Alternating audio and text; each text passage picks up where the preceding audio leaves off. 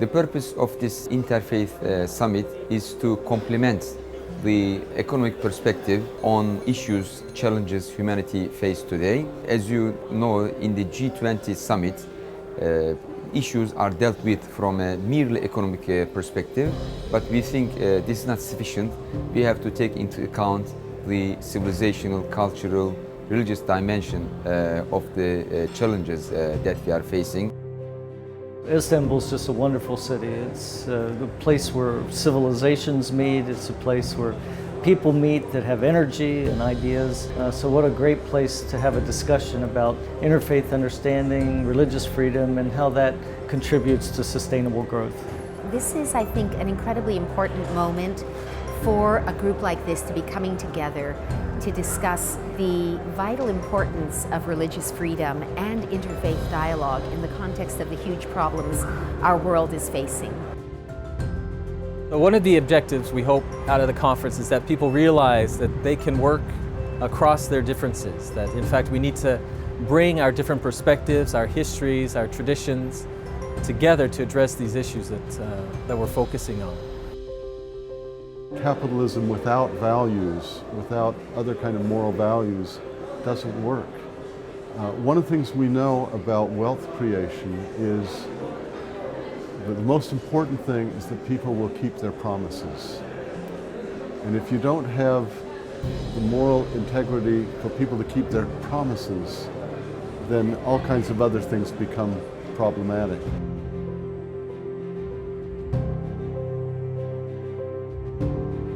The conference put new questions, particularly around the meaning of religious freedom, where the issues really are in people's minds, and how they relate to the development agenda, to the peace-building agenda.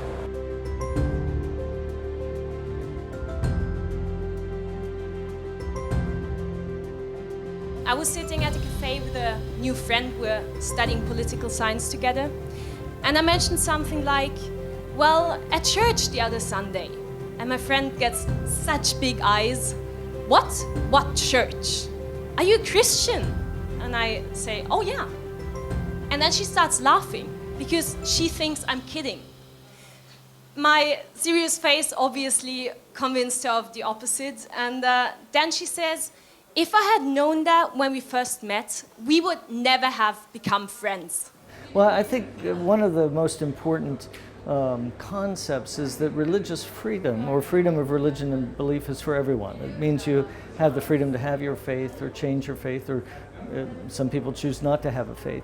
And that the purpose of that isn't just an individual purpose, but it's so that people feel free to let their faith and their ideas inspire them and bring the solutions the world needs. That's the real value of religious freedom. It sets people of faith free to do good and love their neighbor. 2014 was the warmest global temperature. It will be the poor countries of the globe, the ones that least cause this problem, that will be the first to be affected by it. And I, like you, feel this personally, for this is my home. Everyone I've ever loved, lived, or lives here. Every child, the grandchild of yours and mine will inherit this home, however we leave it. The three elements written into the title are all of considerable significance. The notion of religion plays paradoxically an increasing role in our experience in our world. The second is the gap between the rich nations and the poor nations and the need for development. And the third is related to that, but a development that we now need to be sustainable as a kind of counterweight to the partial development which threatens the Earth's resources. The principal question that I will discuss with you today is how do Muslims proceed from the fundamental claims of Islam to concrete economic decisions? How does religion affect one's economic behavior? In a broader sense, I will discuss the question of how one's commitment to certain knowledge is shaped and negotiated in everyday life situations. Even the leading capitalists, they became aware that if economy is guided only by greed, it's a destructive force. it should be guided by some normative system based on a broader worldview, and mostly this is derived from religions. It was thought that it's great to free economic activities from any values, and this was called rationality. One of the important things in understanding a walk in terms of sustainable development for Turkey is that these walks provide a tremendous amount of public goods. In the Ottoman era, they could provide everything from drinking water to elderly care to madrasas. They would fund mosques. They could fund all kinds of buildings. People living alone, or they would sponsor widows, or take care of the children lost in wars, and a variety of services. What about the religious dimension of refugee protection? What does religion have to do? Well, religion might be the cause of asylum seeking, the cause of persecution. It may be the provider of humanitarian response. Very often, religious institutions are main characters in relief provision. All the aid, all the development, everything that we do in the world trying to make it sustainable is good, but if you do not take care of the person's character on the inside, what is motivating them and driving them from the inside, it will never last. It will never make a difference. And so character, to me, is the ultimate sustainability. The refugee crisis is just one of the issues facing people, but I think there are brilliantly educated people here, and there are people who have all kinds of resources at their disposal. And if we will stack those resources together rather than scattershotting them out, we could have much bigger impact, and I hope that's one of the outcomes of the conference.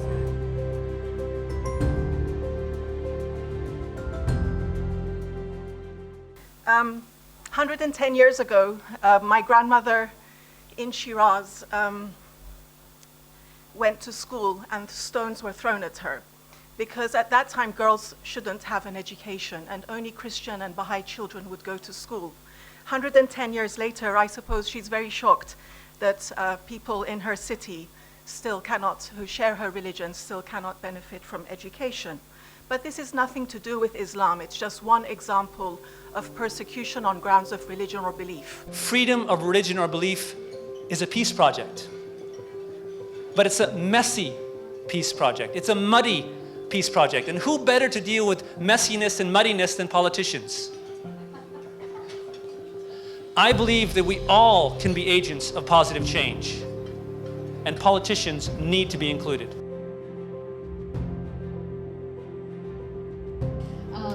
You talked about challenges, and they hope non-discrimination together. They cannot be divided, because if we are not very determined on the principle of non-discrimination, we will not be able to promote real religious freedom. I think policymakers think about things externally from the outside. That's of course important and practical, but it's important to remember that none of the external institutional things work if we don't have the internal things working as well.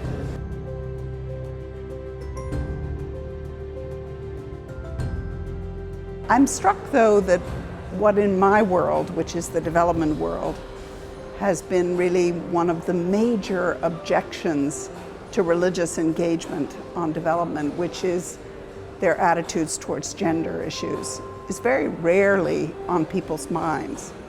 So the questions around marriage, around divorce, around domestic violence, around child marriage, around maternal health and mortality, around women's equality within the family, but also in the society. Basically, this discrimination in the workplace based on religion is yet another manifestation of the rather broader problem of rule of law.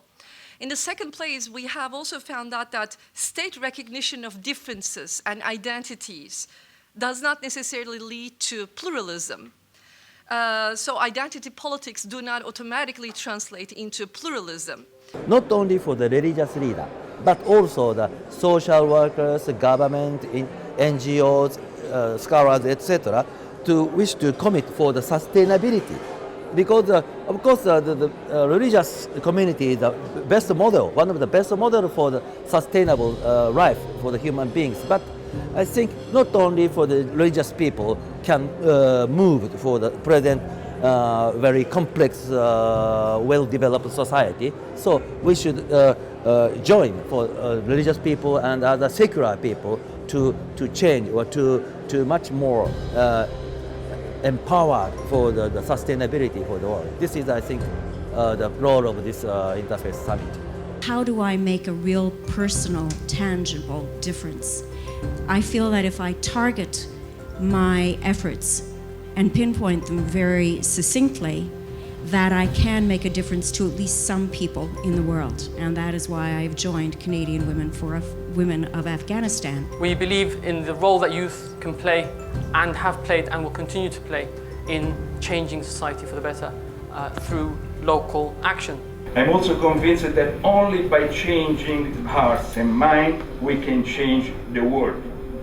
Even the most resistant political structures can be changed. The opposite is never true. Conferences, everybody talks and feels good and they take notes, but if you don't act at the end of them. So as part of my presentation, I wanted to share a story of two people who were at the conference last year. And they sat by each other on the plane and they started talking and they said, let's do something. And so they actually created an opportunity for the Sikh and the Mormon community in the United Arab Emirates to come together and to kind of give their expressions of humanitarianism together. So to me, I wanted to challenge people, do something. Figure out what you want to do and then just act on what you've heard.